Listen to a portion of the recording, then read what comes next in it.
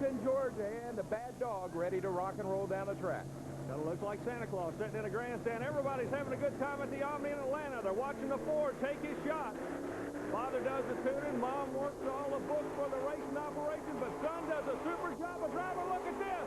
Richard, what a shot. He's trying to go on the other side of a 149. We will have a new leader. We have got a new leader at 161.19. Mike Stowe and the bad dog has established the distance to beat. That is George Milligan. He's coming up next, but now let's go trackside. You look like you're off to an awfully good 89 year. You made a whole lot of horsepower out there. Well, we finally got the motor to run a little better today. We've been having a little trouble with it this weekend. We went speed level last week, won 2 out of 3. Had a real good weekend and come back home and looked like I can't hit a bull in the, you know what, with a bass pedal. But I don't know. I think we're about to get it straightened out now. I wish we had another day, though. Well, can you tell that Mike Stowe is from the state of Georgia? I love his accent as we are getting ready next to see a former professional football player. George Milligan used to be with the Tampa Bay professional football franchise. He gave it all up to move into truck and tractor pulling, and he is absolutely loving it. George coming out next in the rock and roll. And earlier today, Army spent some time with George Milligan. George Milligan out of Evansville, Indiana. He'll be driving the rock and roll Camaro. Ex-football player for the Tampa Bay football franchise. You're into professional pulling now. How in the world did you get here? Well, I was born and raised on a farm down in southern Indiana, and all my life I've been interested in motorsports and racing. And one thing that I really always enjoyed was tractor pulling, and blowing motors just always excite me. And me and my dad we sold some corn bins one day to a guy down in Wadesville, and he was going to a tractor pull, and he asked me, he said, "What are you and your dad doing tonight?" I said, "Oh, probably nothing." So he said, "Why don't you come down and watch me pull?" So I did, and Tim Engler happened to be there, and I was hooked from that day on. That's all it took. So you're watching Tim, you're watching one of the best in the sport. Black athletes dominate a lot of sports. Motorsports, you don't find that many in, but you're very, very competitive. What is your reception like in this sport, and are you glad you're here? Yeah, I wouldn't trade this for nothing. I would like to be able to do this full time. If I had some more help, some more sponsors, some more money, money's the key in anything. But all the guys here, when I first started tractor pulling, when I first started running mini rods, all the guys have always helped me and made me feel at home. And I'm known as black, but that don't seem to bother nobody, because I don't have no problem getting help from nobody, barring parts. Everybody's always willing to help me and try to help me get on the track if I'm having problems.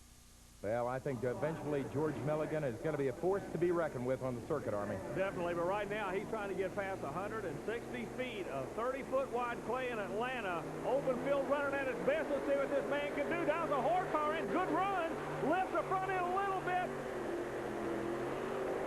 George Milligan, whoa, a violent shutdown. What would cause that? What happened, the sled just caught him. He was getting near the sideline, so he backed on the throttle. All right, George Milligan goes 143.54, and his rock and roll Camaro is powered by the Arias 8.3-liter engine. And coming out next is a guy that I always consider a true legend in this sport. You know, he is everybody knows about this gentleman. He's got a doctorate degree. He is definitely an asset to this sport. If there's a class guy in this sport, and I'm proud to say there's a whole lot of them, this is the leader of the pack right here, Wayne Roush with his Dodge-powered vehicle. Well, that's a 1923 Ford body on it, powered by a Keith Black Vinnie Hemi engine. Buku horsepower. Roush rolls on the throttle, working the right side of the track, trying to go the other side of 161. Not going to do it, Richard. Distance 143.54. That is good enough right now to move into third place. Wayne Roush out of Dublin, Ohio, takes over third, but it is still the big bad dog out of Georgia, Mike Stowe, with the lead. Back with more action in a moment.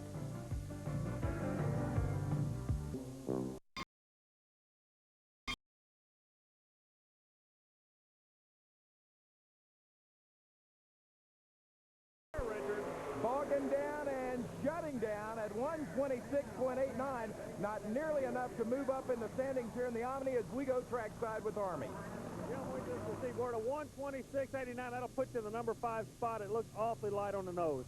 Well, I tried something different. I changed gears. I haven't been doing very good all weekend, and I think it was too tall gear. I just, didn't lock up quite the way. Didn't have the speed I needed.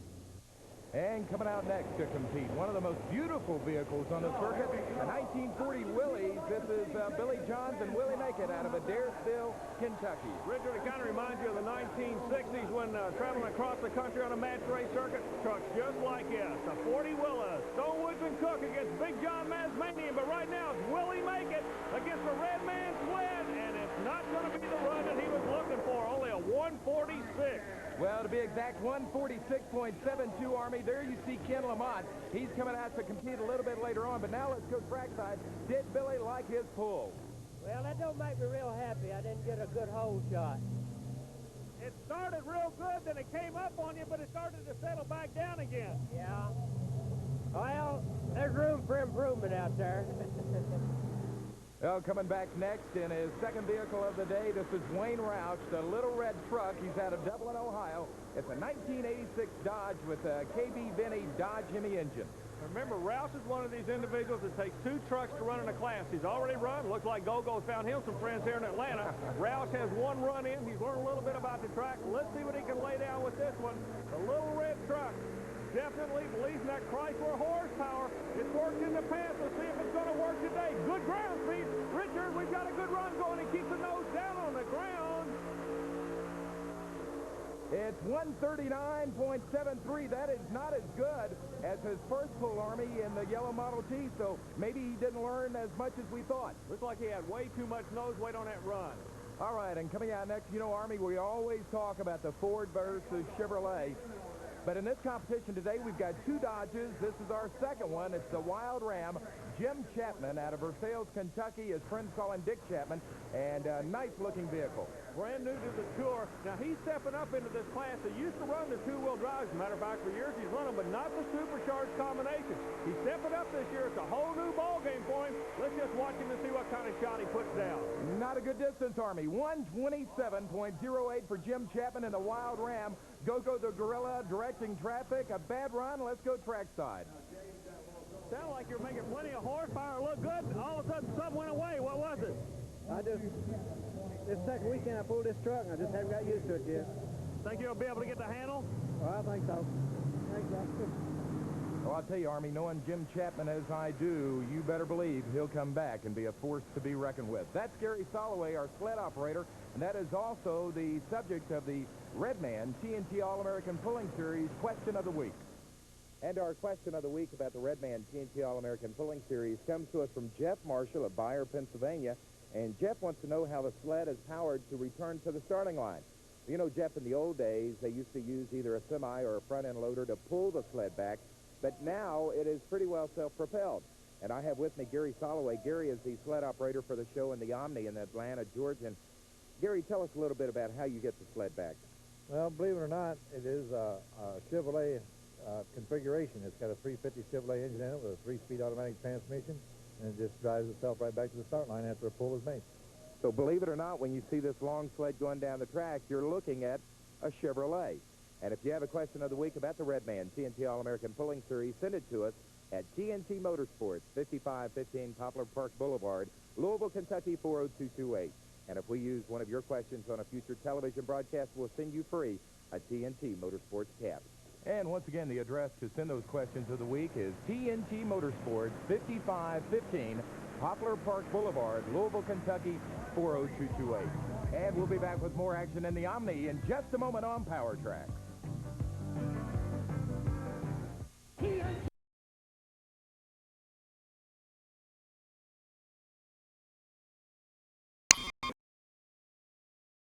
Along with Army Armstrong, we're Richard Wisnut out of Union Grove, Alabama, and Hotshot getting ready to come to the line. But, Army, are you surprised that Mike Stowe, our second puller today, has held onto the lead as long as he has? No, not really, but I tell you, you still got to keep your eye on the back of the pack. Ken Lamont sits back there, the mini brute. This kid can nail you to the wall. You know, it's kind of interesting about this young man. He is not only runs a national tour with us, but during the summer month, he's also state champion in Kentucky, Tennessee, and Alabama, as well as running for the Redman Point. Well, the gentleman you just saw there is the crew chief for Ken Lamont. He is watching where he hooks on the track as he is rolling.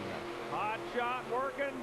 Not the ground speed he was looking for, I know. Richard Richard Wisnett is notorious for ground speed. It wasn't there, only getting a 145, Richard. 145.81, good enough for 7th place right now. Richard Wisnett in the 1986 Chevrolet. Let's go trackside. Army is going to find out what happened to Richard on that pull, and knowing this kid as I do, he is not going to be very happy with that distance. Richard, a 145.81. What did it feel like to you? Well, I had a pretty good hook. It started drifting over to the right, and I didn't have much speed, so I stayed off the brake and just let her run. Keep, you know, where I keep a little speed up. How come everybody's staying to that left side of the track today? It seems to be the best part. The track seems like it's going away. The moisture's coming up in. All right, so Army, that may not be good news for a gentleman like Ken Lamont, who's scheduled to come out in just a little while. Ken, your current Redman TNT All-American points leader. And as Richard Wisnett said, the track is going away. Is that good or bad news for these guys? I don't know. It depends on how they're going to figure it out. I'm looking at the lineup sheet. You have Lamont, you've got Mark Miller, Donnie Sullivan goes to the sled right now. Now, Richard, you talk about an interesting story. Third-generation puller out of Warsaw, Kentucky, a small community up on the Ohio River. But every year when the Sullivans go pulling, the town empties out. Warsaw closes down on Christmas Day and the day of the National Farm Machinery Show because this family has won that prestigious indoor event 9 times. Warsaw, Kentucky native goes by the name of the Tough Cookie, third-generation puller. The truck was built by his uncle Eddie. His father drives in the modified tractor division. His grandfather Pop started it all. Let's see what this kid can do. Goes out, likes to run a light front end. That's the Sullivan trademark. He skies it right about half track, Richard. And shuts it down, 135.48. The graphic says 145. Actually, it's only 135. And Ken Lamont is scheduled up next, but it looks like he may have some problems.